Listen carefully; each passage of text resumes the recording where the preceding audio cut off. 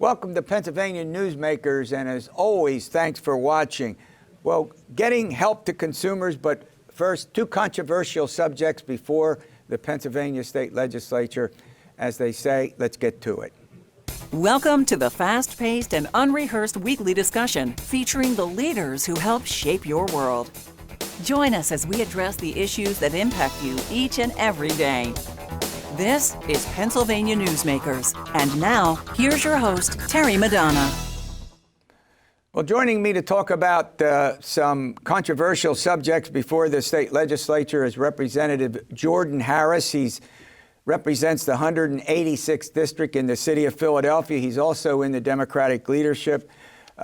Representative Harris, thanks for joining me.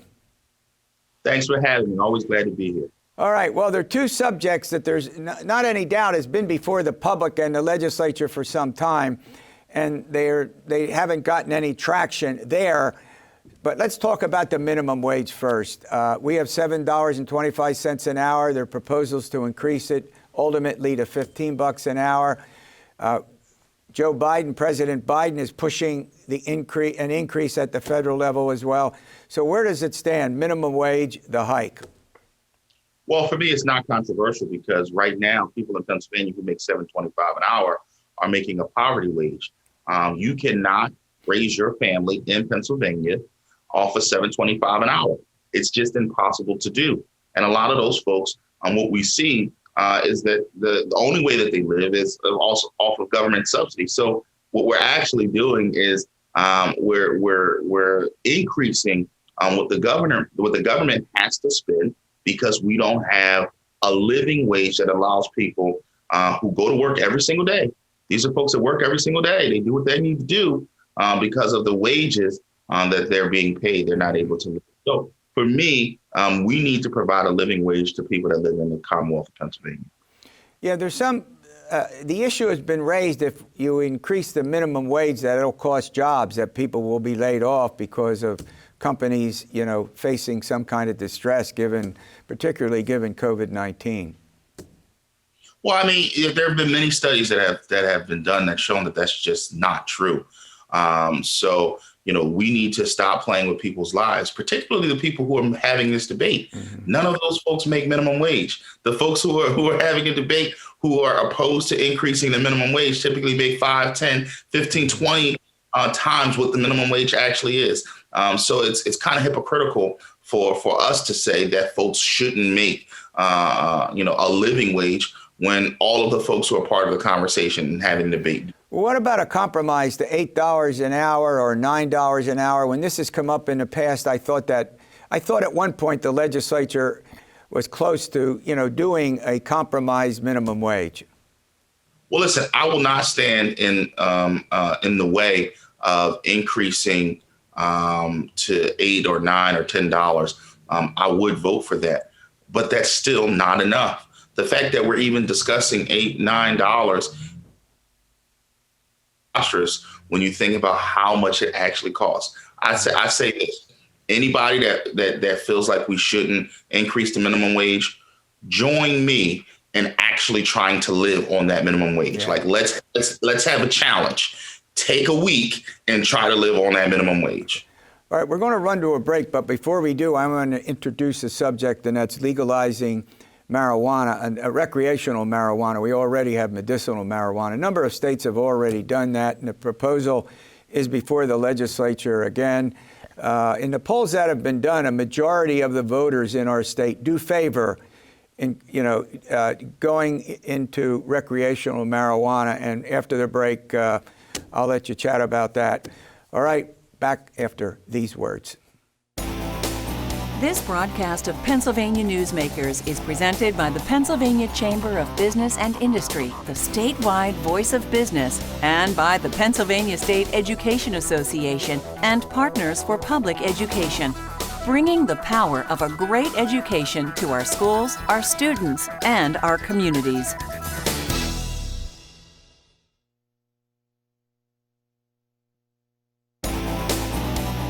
This broadcast of Pennsylvania Newsmakers is brought to you by the Pennsylvania Highway Information Association, the go-to source to learn about transportation projects and issues.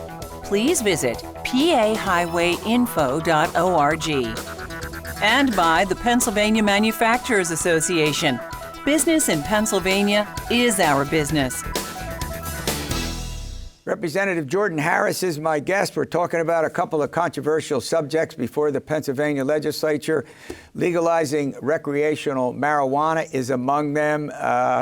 What's going to happen with it, Representative? Can it pass? Well, I think it can pass, and I think it should pass. A recent Harper's polling data from May of 2020 shows us that 62% of Pennsylvanians support the legalization of adult use cannabis. And quite honestly, study after study has shown that adult use cannabis is dangerous. There's no danger to legalizing it when you compare it to alcohol. I mean, think about it. In the state of Pennsylvania, we control the sale of alcohol, and alcohol is more dangerous than marijuana, right? So, I mean, I tell folks all the time, people don't die from a marijuana overdose. I mean, you might endanger a bag of potato chips or something like that, but people don't die from marijuana overdoses. So we should be legalizing cannabis in Pennsylvania. No, would you propose, if it were to pass, that it be controlled by the state, and that the state, as the state deals with alcohol, as you point out, would you, I mean, obviously, should it pass, and I have to be neutral on it for obvious reasons, do you think that, how careful do we need to be to protect children? Well, I mean, the system that we have now protects children by providing licenses and having requirements for those who hold those licenses. But we need to legalize cannabis. I mean, we are leaving hundreds of millions of dollars on the table currently. Our former auditor general put the number at $500 million. Even if he's half wrong, that's still $250 million. And in addition to that, you're talking about less spending in the local county jail system and at the DLC level, because it will no longer be something that people are getting arrested for and spending time incarcerated for. So, you know, as we come out of this pandemic, we need the resources. So legalizing adult use cannabis is the right way to go. But when we do that, we have to have a sense we have to have criminal justice reform in that process. We have to clean up the criminal records of those who were arrested. And we have to provide, for me, it's important that we provide a pathway for diversity in the ownership of the marijuana industry in Pennsylvania. All right, we have a little more than 1 minute. Imagine this, they ask you the subject, the state budget proposed by Governor Wolf, if I get it right, $40 billion, a hike in the Pennsylvania income tax, which anytime a governor proposes that, you know that's going to be controversial. Is the budget going to get passed? I mean, it doesn't look like his budget as proposed is going to get through the Pennsylvania legislature. The word of the day is compromise, or am I off on Mars on that one? Well, you definitely have to bring consensus when you're talking about these issues.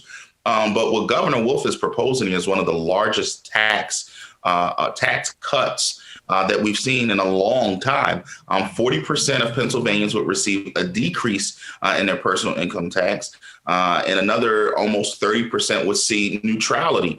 But what we would see is an infusion of cash into our education system that would raise Pennsylvania from the bottom to the top when it comes to equity in education funding. Right now, we are at the bottom nationally when it comes to how we equitably fund our education system. This proposal, which again would provide one of the largest tax cuts to many Pennsylvanians, would raise us from the bottom to the top in equity. And I might add that many folks who are listening to this program right now would actually see a decrease in their property tax. We have to tell people the truth. When Harrisburg doesn't do its job with regards to funding education, local governments are left to raise property tax in order to afford to educate our children. If we did our job in Harrisburg, many of you watching this would see a decrease in your property tax. Yeah, I think we all would agree that education funding is a central issue in the campaign, given the flat funding, meaning no increase for the public schools and the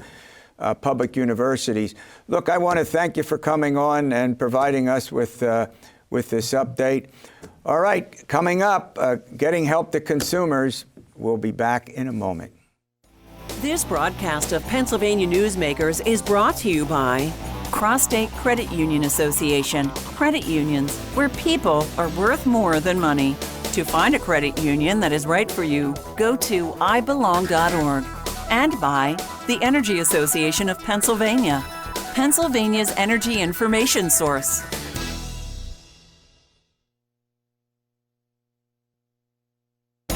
This broadcast of Pennsylvania Newsmakers is brought to you by the Association of Pennsylvania State College and University Faculties, representing the faculty and coaches who are devoted to providing quality public higher education for Pennsylvania's college students.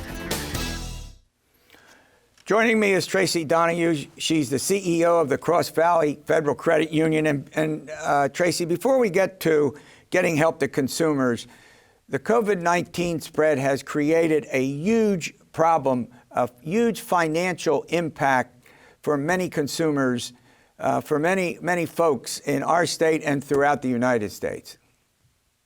That it has.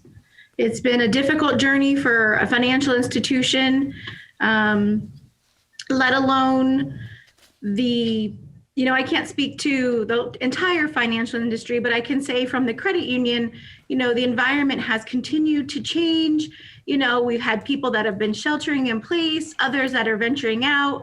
People are fatigued by the restrictions. You have, the impacts of businesses. It's just been a very difficult time for everybody. Yeah, and then you take a look at the restaurants and the bars and the salons, and you go through a whole bunch of consumer activities that, these are folks they're going out of business right and left. And, and many of them aren't going to return. Yeah, and we've seen that in our communities. It's been very challenging because, one of the best things about the credit union industry is we were able to be one of the ones to hop onto the PPP program, where the banks kind of struggled.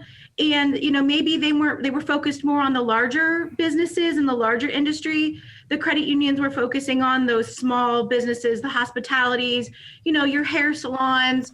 They came to their credit union first because we just were able to already get things in place. And we knew that's our purpose, is to help people. That goes to the point that you often refer to yourself as first responders. I get it. You're not, everybody knows what a first responder is, but I don't think when it comes to helping consumers that you normally put that in the same vein, correct?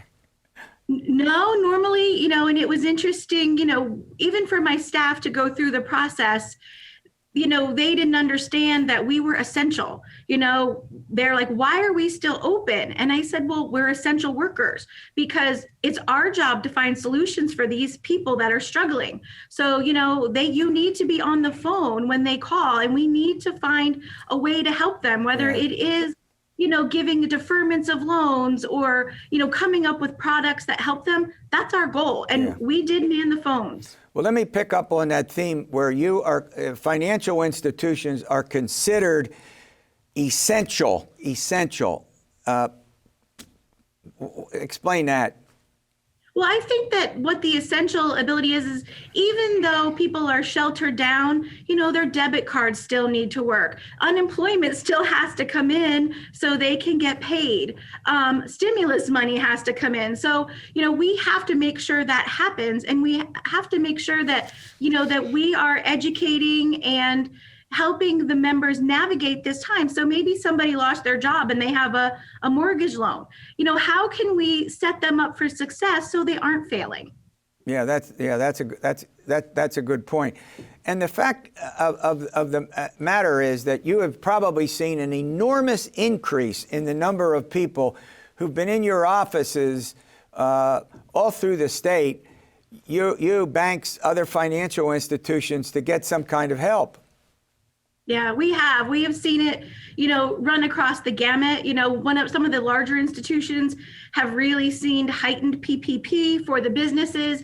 Cross Valley really isn't strong in business lending. We're Right. strong in the consumer side. So we've seen more help with financial counseling. My income's been cut in half. How can you Right. help me? Can you help me with the budget? Yeah. So that's the kind of things that we sit down with our members to do. Yeah, we're going to run to a break. I want to talk about crisis assistance in greater detail because I think that's important to the consumers. And we'll get to that after these words. This broadcast of Pennsylvania Newsmakers is brought to you by the Pennsylvania Medical Society. Inspired physicians committed to the good health of Pennsylvanians and the advancement of the practice of medicine.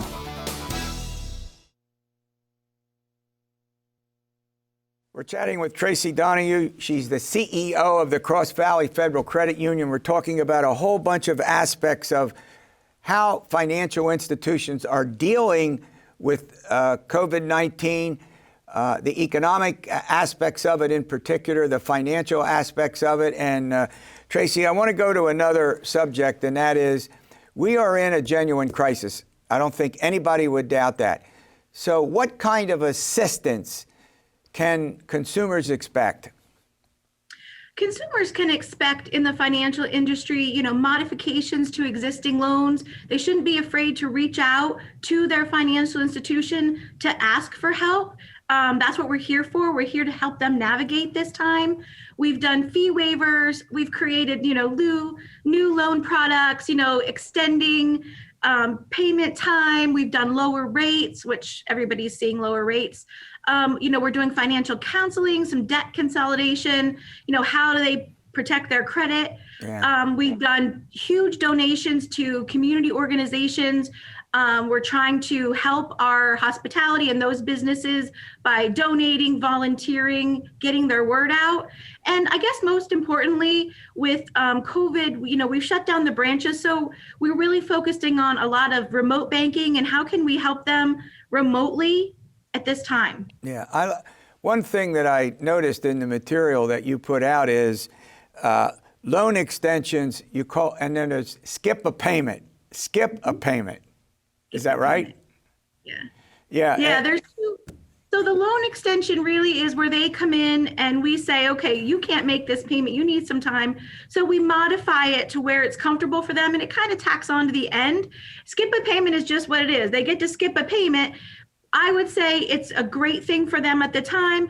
Financially, it might not be the great thing, but sometimes that's what they need to do to get through the next level, and they still owe that payment back. So they don't get to skip it completely. It just gets tacked on to the end of the loan. So that leads to another important question. How many folks, is it a large number, a medium number, a small number that need this crisis assistance? I would say in the beginning, March, April, May, we saw a huge need. We were, manning phones and doing everything we can. We've seen the second half of 2020 look differently through the summer and in the fall. It looked differently, but now we're kind of seeing, even with the vaccinations, people still aren't back into their traditional roles. They might have lost their jobs and now they're finding a way, and maybe the income is lower. So they still need the help to kind of find that route. Yeah, and so I guess when we talk about the state of lending, that's another, very important aspect of this. The state of lending, is it strong? Are people coming in and they're trying to borrow money right and left, so to speak? Or is it down because people don't want to borrow money, and go deeper in debt? I think it depends on the area, but over the first 9 months of 2020, both consumers and commercial lending have remained strong. This includes the second and third quarters of 2020 after the COVID pandemic set in. Pennsylvania Credit Union set a first half record with 7.9 billion year to date in originations. So we were up like 19.3% from totals reported through the second quarter of last year. So I would say that lending is strong and people have a need for it. We just have to be willing to work with them. Yeah, this may not be the best question I ever asked, but how long do you think this is going to go on? I mean, I know it's so hard to predict, the end of the crisis. The economy didn't grow as fast as people thought, and there's arguments about unemployment and whether the numbers, are exactly correct that we get. So, are you prepared to continue this high level of lending, plus all of these other things that you talked about earlier about crisis assistance and doing things? Can that go on indefinitely? One of the things I think that all of us have learned from this is how to pivot and how to change. Like we have learned now, we've never navigated anything like this, and we know that every day is different. I hope it doesn't go on, but I think if it does, we've learned enough that we can continue to change and pivot. The downfall for the credit unions and the financial industry is going to be the low rate environment for the next year. I think you're going to see a lot of financial institutions struggling, although it helps the members. It's a difficult time for financial institutions to keep competitive with the technology and coming out with new products to help them. You hear a lot about aid and what the kind of assistance that you're working through with individuals who come in for you, and we think very often about leisure and hospitality. And one thing we tend not to think about so much is manufacturing and construction industry. I mean, normally we wouldn't think of that given all the emphasis that's on, restaurants and bars and salons, as I pointed out earlier. But manufacturing and construction. Well, we actually, I'm in Luzerne County, and we actually haven't seen a decline in manufacturing. We've actually seen, and construction, we've actually seen more construction, more buildings, more warehousing. Amazon is here and Chewy is here. And there's just a lot of industry that has, again, changed their model to meet what's happening with COVID. So we haven't seen a lot in our area about manufacturing and construction hurting as bad as the hospitality and those small businesses. Mm-hmm. Well, look, we're just about out of time. I want to thank you for coming on.